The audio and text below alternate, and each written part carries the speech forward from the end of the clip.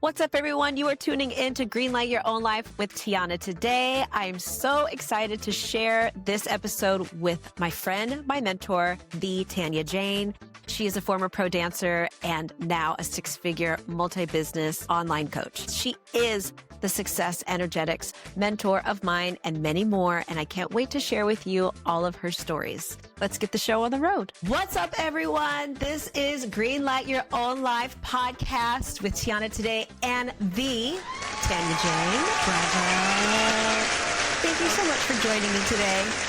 Oh my God, I'm so excited to be here. This is an honor. I'm honored. I had to calm myself down too, just because you are the epitome of Greenlight Your Own Life. And I'm really happy to launch this podcast with someone who just lives and breathes this, because I do and you do. So we can do it together. Hello. Hello. I need to know the secret sauce to your pivot making, how you made decisions quietly and boldly. Yeah. And just like every step, you have so many chapters, right? Yes, I have many chapters. You have many chapters. Let's start from the beginning, and we'll carry on. So you're from Australia. You're like, I'm a dancing queen in my core, but you don't live in Australia now. You're here in Los Angeles. So what was that pivotal moment for you that said, I'm going to take this leap of faith? What was your green light? Yeah. When I think back to that younger teen self, I feel very grateful that I was surrounded by incredible support systems. Like the dance studio I grew up at was always coming to LA, taking me. I had an incredible mentor at that time who's also one of my incredible friends in the industry. She would bring me over, and LA was always like, it felt very far out of reach, but it was the dream. It was like all I ever wanted. Like I remember, I tell this story sometimes, when I was like 14 after my first trip to LA, putting up a world map in my bedroom at home in Australia and circling Sydney, circling LA and drawing an arrow. And I just would stare at it like I was crazy. I was like, this is where I want to be. And then and here's the thing, like now that I know so much about energetics, manifestation, like actually creating next level success, now that I know so much about that, what I was doing then was I was so connected to the dream while being so relaxed about when it would happen. Like there was no resistance. There was no, it has to happen by this time frame. Like I was 14, I was 15, I was going to high school. I was like growing up, living my best life. But the dream, like I had no idea of like, I need to move to LA by the time I'm 20, or else like it wasn't this like heaviness, this weight. It didn't feel like that at all. It felt light. It felt exciting. It felt like, when could it happen? It might happen. It was this energy of anticipation, and this energy of excitement and anticipation is like the recipe to collapse time. When you have this like detached energy around the vision and around the goal, you can move at lightning speed because you're less in your head. You're less questioning things. You're not second guessing, looking around. What's she doing? What's that doing? You're just like happy and excited about the vision. So that happened really quickly. Ended up moving to LA, got my visa, which I mean, that's like a whole thing in the dance world for all the dancers. Yes, it is. But I ended up moving to LA. Like I came to LA when I was 19, just for a month. I was like, let me just go take classes, And 2 weeks in, I got signed by MSA, and even the way that I got signed by them was just so like divine timing. I was at Aroma Cafe having lunch, being like, I'm living my LA dream. Yeah. I was like, it's happening. And then someone from class that I just randomly had met was also at Aroma, was like, we're about to go to MSA's audition. Like, you should come. And me being me, I had headshots in my backpack, ready to roll. So yes, I was queen. like, say less. Let me get a taxi because Ubers weren't around 14 years ago. Got a taxi to wherever the audition was. I can't remember what studio. Auditioned, ended up getting signed. And I'd only been in LA for 2 weeks. So had my meeting with MSA, and they were like, do you even want to move here? Like, you're not even from here. Like, what should we do here? And I was like, literally, you tell me. I'm willing to do whatever it took. And long story short, that was January. By April, I was here, visa done, moved, suitcases, finding a place. Like, it happened so fast, but that happened so quickly, but I was so ready for it. I wanted it. I was willing. I was eager. I had more excitement than fear, and it just happened really quickly. I could listen to this story over and over again. And I've heard this story over and over again. That's why I'm taking it in again, because it's so clear. One, you had a vision board. You had a direct line from this is where I'm physically at. This is where I want to physically be. How we get there, who cares? This is my goal. And then you're open. You're carefree about this feeling. It's not a hard line. Like you said, I love that there is an openness to where it can take you, as opposed to saying, I need to be this by this by this, which let's say most people do because of the pressures of society. Yep. And then I really love that, honey, you don't have to get ready. You stay ready with that headshot in the back. I know. And you know what I'll add to this too? It's like, I had the vision, right? And everyone has the vision. Everyone comes to LA with the vision. Like, no one's lacking the inspiration or the desire. No one's coming here with a lack of desire. If you even get on a plane and are willing to even come to the city, you have the desire. But what I see a lot of people don't have, whether it's in the dance industry or another industry, is when the opportunity presents itself, do you jump? Because I was there, MSA is like, do you want to go? You're going to have to go have an immigration attorney meeting. That's going to cost you $6,000. When he's like, you could do this. I would suggest not leaving. I could have left. I could have said, you know what? I'm 19. I already have jobs lined up back in Australia. I'm going, my flight's booked to go back to Australia in a week. I don't have I don't have time for this. And I was like, cancel the flights, email the jobs. I'm not available. And I took the leap. You know, I was willing to make it work. So everyone has desire, but not everyone has the audacity to jump at the opportunity when it presents itself. And that's the difference between the ones who get what they want and the ones who stay. Tanya, that is it's so deep. You invested in yourself at a very young age too. Like that's a big chunk of money to say, this is where I want to be and this is how much it's going to cost. And I don't care how it is on the outside of this. This is what I want for myself. And clearly you've taken that investment mentality and invested a lot into your life. There's so much that you have plugged in for your future. And I just want to know, like, where was the moment too that you realized I'm doing it? Like, was there a moment in just this small part of your chapter where you looked at yourself in the mirror and said, oh my gosh, I'm making this happen? Do you mean to move to LA? Like the LA? Yeah, like when you said yes to the agency, you said yes to the visa, when did you did you have that aha moment, like, I'm pinching myself? Girl, the whole time. Like, as soon as I got the email, the whole time, my whole first year, I was like, this cannot be happening. Well, actually, in those first few months, like when I went to the audition for MSA and I ended up getting an email from MSA being like, congratulations, we would like to sign you, I nearly passed out. Like, I nearly fainted. I was like, this cannot be happening. Like, it's happening. What the hell? Like, and then here's the craziest part of this entire story. So I was also fortunate enough to, like I said in the beginning, I was surrounded by the right people in Australia. Like, I feel very, very lucky for the childhood that I had, the support system, the dance studio, my dance principal. Like, it was a very supportive environment. And I also was in the right place at the right time where I was working quite young in Australia. So like doing the VMAs in Australia, doing award shows, doing this when I was like 15 and in high schools. Obviously for a visa, you have to have some credentials and you've got to have some things to go. So I was very lucky that I did have the stuff. I had the newspaper articles, the this, the that, the paychecks. Like, I actually had that even though I was young. But here's the funniest part about this whole thing. Like, MSA hooked me up with this attorney. I emailed him. He's like, I usually can't get people in, but I had a cancellation. Can you come tomorrow? And I was like, say less, book me in. And then he sent me an email saying, this is what you'll need. And I read that email as, this is what I need for the meeting tomorrow. But he said, this is what you need for a visa.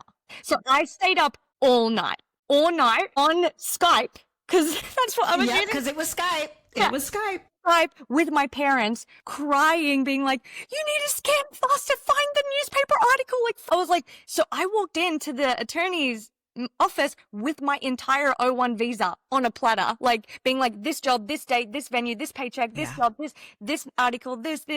And he literally laughed and he was like, well, you can get approved. You literally need a couple letters and a deal memo. Like, you need just like 4 more documents. So, and then he said, I suggest you don't go home. If you want to do this, you're going to need someone from LA, like an American choreographer, to sign you. So I suggest you stay, because you just need like a few letters. Like, that's it. And then you're done. And then I was like, again, say less. Done. Whatever you need me to do, I'm willing. And then so, yeah, it was wild. But the whole time, T, I was like, just in awe. Yeah, because it's a huge leap. I'm from Iowa and I came to LA. If someone says you're from Australia and you came here, and coming prepared. You know, I think that's another key thing to look at, is just getting all that paperwork done. I've seen what it takes. I've been approached by people. Can you help me get the visa? And I look at the laundry list of things that needs to be done. So the fact that you came in, it was kind of inevitable, because your talent speaks for itself, honey.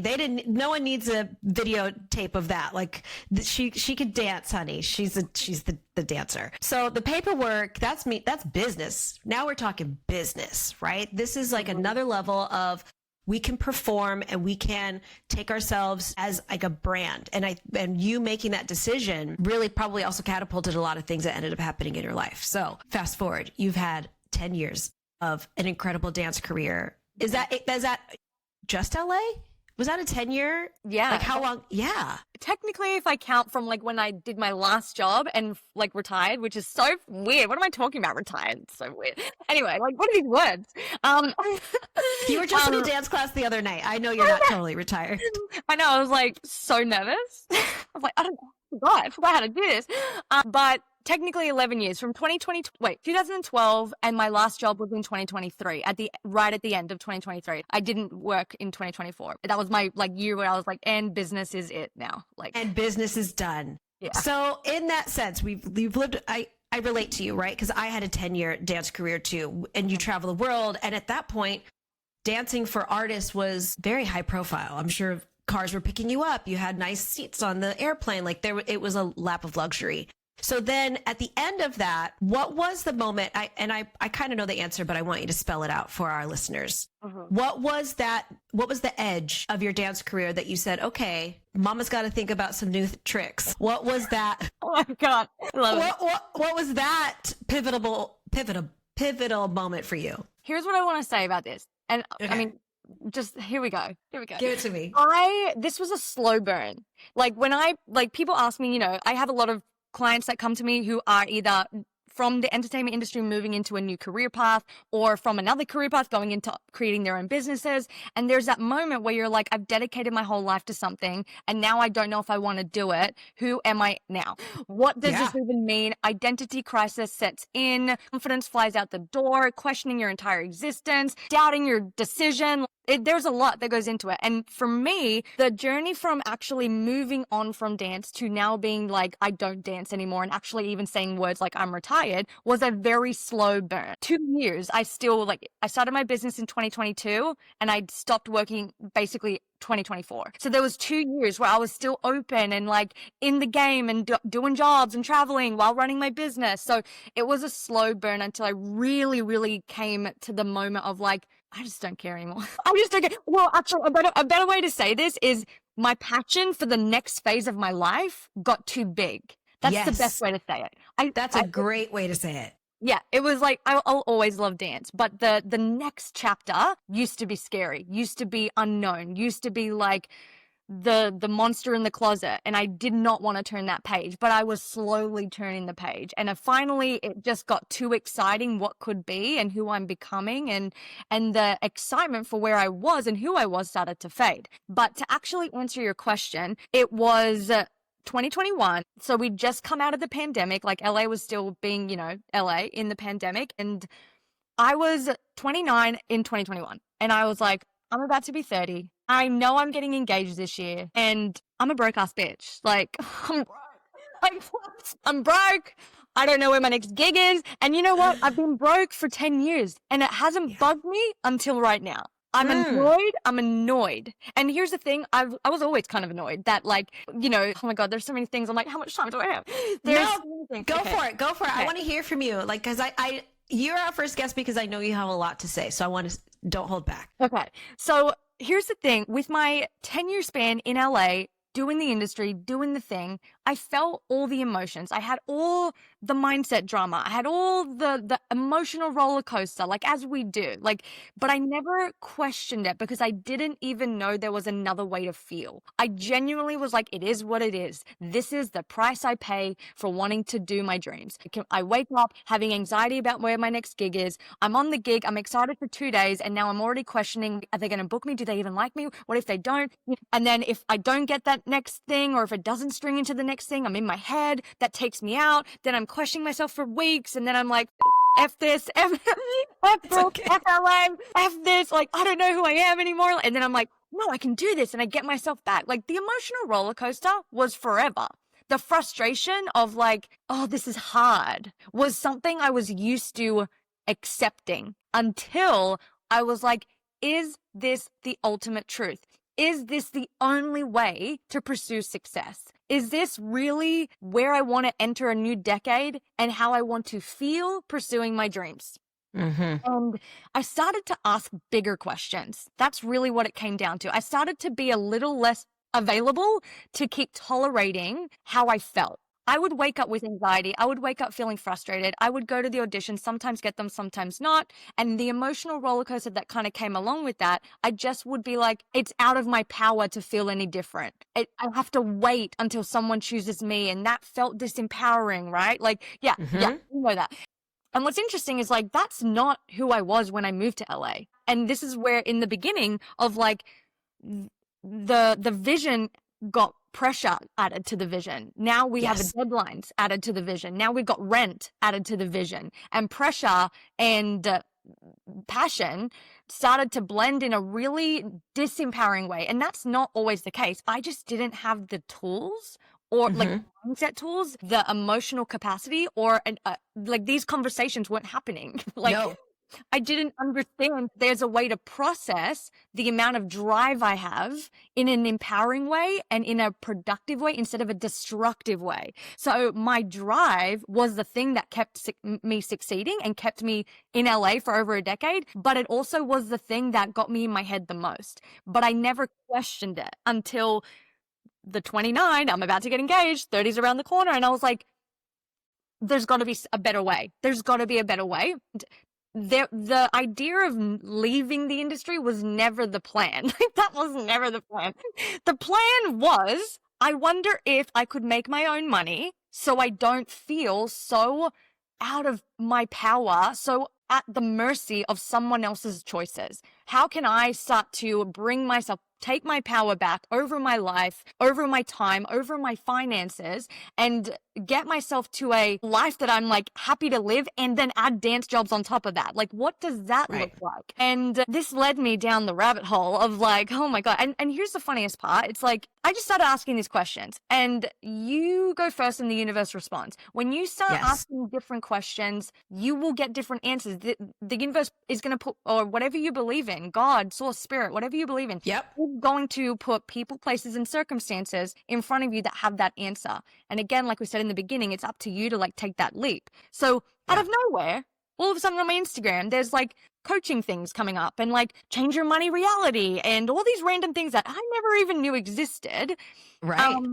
And so I saw this free 5-day experience, and it was basically like upgrade your money reality. It was like money miracle something. And this was like, perfect. Yeah. I was like, damn, that's what I need. Like, that is, yes, this is me. And this was mid 2021. This was in June. I had spent, I don't know if I really, what was I doing? Oh, I started to teach my own heels classes. That was my first step of being like, what can I do based off the skills that I have with the people I have who are in my community that I can start just doing it right now. I don't need to wait. I don't need a credential. I don't need a certification. I have skills. What can I do with that? And that was when my brain started to think. So I was teaching heels classes online. A lot of Aussies, a lot of international people. It was Zoom. It was pandemic. It was working. So I rode that wave.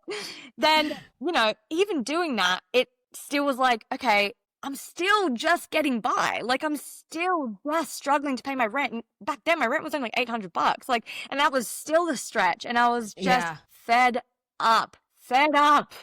You're like, this cannot be it. This can't be it, because you put so much time and effort from coming up with choreography, getting everybody online. Like, it's time, it's money, it's effort. And if it wasn't matching you, then you have to start really asking different questions, because your responsibilities start getting very different as we age. And when that happens, if you stay in places that you were before, from my personal experience, the jadedness takes over. And you spoke about that. Like, there's when the passion and the pressure don't feed your soul anymore. And you start saying, but what else can I do that strikes a spark inside of me that feels very similar to what your journey is? Yeah. Yeah, no, 100%. And then what ended up happening was I was thinking differently, right? And then Yeah. I had a aha moment, which has now kind of become like my main core of my work. But I had this aha moment of like, why can you be the most skilled person in the room and it still doesn't guarantee the job? Why can you have the most talent in the room and you're still not guaranteed the job? Why can you do all the quote unquote right things and you do the list and you are in the room and you're physically doing everything. You're ticking every box and it still doesn't guarantee the results. And that's when I started to be like, there is something so much bigger here that's impacting our results. It's my energy. It's my mindset. It's how I think. It's my belief system. It's my self-image. And when I have a self-image that's in the toilet, and then I have a belief system, of this is so hard. I'm not going to get this. Oh, of course, another cattle call. Here we go. There we go. Of course, she got that job. Of course, she got that job. Oh, yeah. Nope. And I have a belief like that. And then I'm thinking thoughts that are so disempowering and I compound that day in, day out, but I'm doing all the right things. I am not an energetic match for what I want. No, you're so right. Because you're focusing also on the negative because it's like it keeps coming that way. So if you focus on that, you don't get to go to the other side and see that positive potential. Yes. And here's the thing, like I would swing with this. I would go in a cycle. I would get into that state of mind where I was quite negative and disempowered. But then I would kind of like, I would get to a point where I would be like, I've tried it. I used to explain it. I haven't explained this in a long time because I haven't actually been speaking to dancers like this for a while. But I would get to this place where I would like, this was a cycle. I'd book a gig, be on a high, and then all of a sudden the fear of like, but what's next?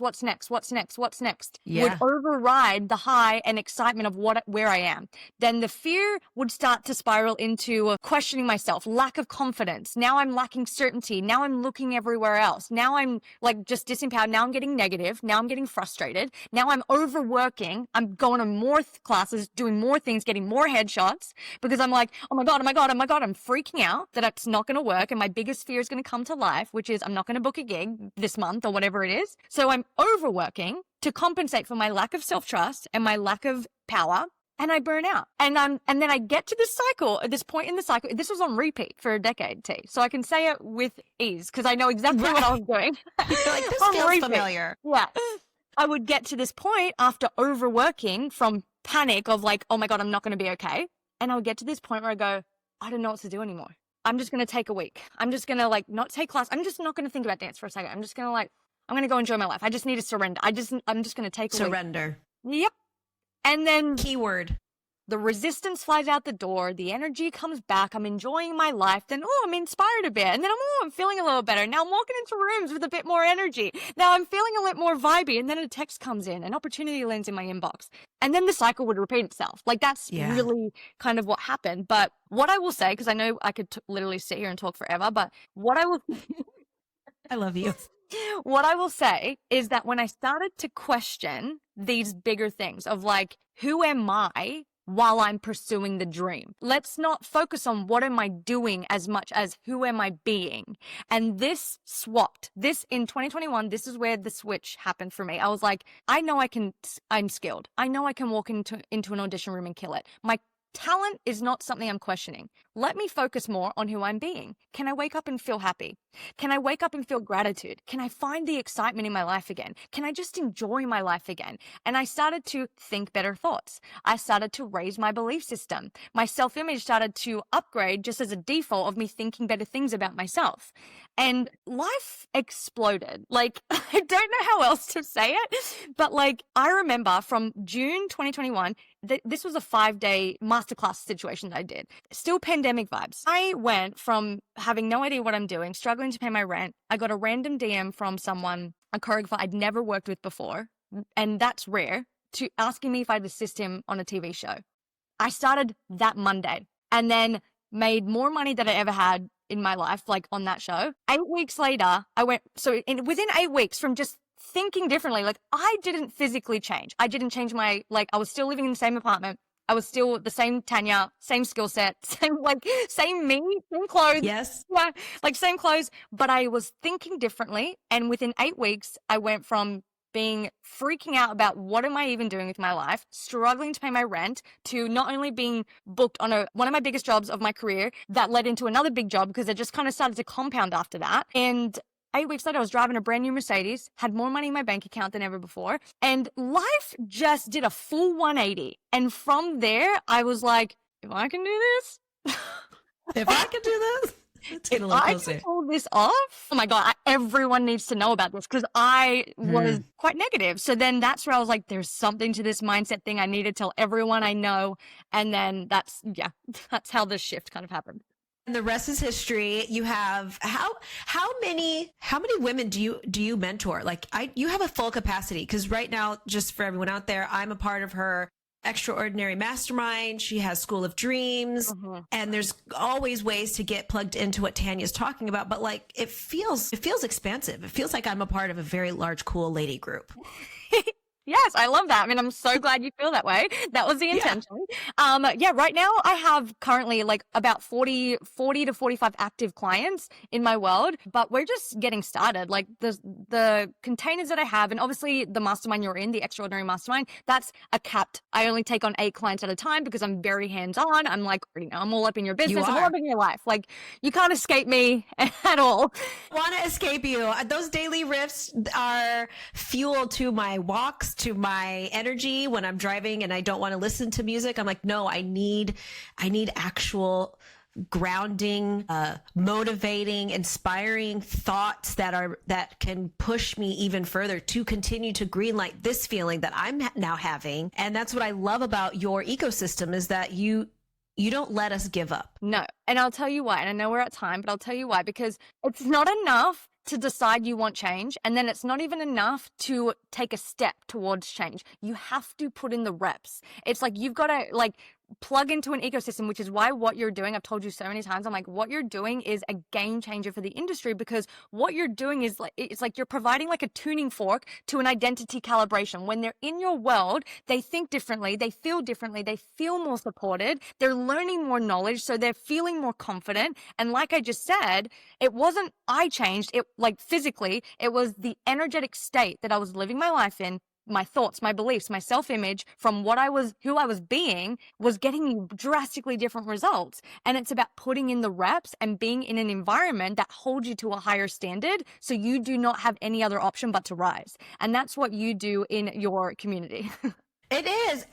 But I love that. Thank you, by the way. I appreciate that. But I also think it's because we're in I know you have mentors. Your mentors are feeding you, giving you all the love. You're feeding into us. I'm feeding into my community with Creative Director Pro Academy and the community. And I'm inspired to do it every day. Like, I can't wait to show up for them. And I love hearing it from you too, because you're not only are you showing up, you show up with so much energy and so much excitement that I'm like, it spills onto us. Like, even people in the text, in the what is it called? Telegram. You introduced a Telegram to me. The whole Telegram chat is on fire, honey. The kids, the ladies, they are unstoppable. And that's because of you. And that's because you really have just in your life showed what greenlighting your own life looks like, feels like, sounds like, shares like. And I'm just so thankful that we have examples like you, and you're my friend, and we can have this chat together. You're right. We are getting close to time. So I just have one last thing to ask you. You're going to finish this line. I knew I was the green light when? I decided. When you decided. You said, I am the green light, honey.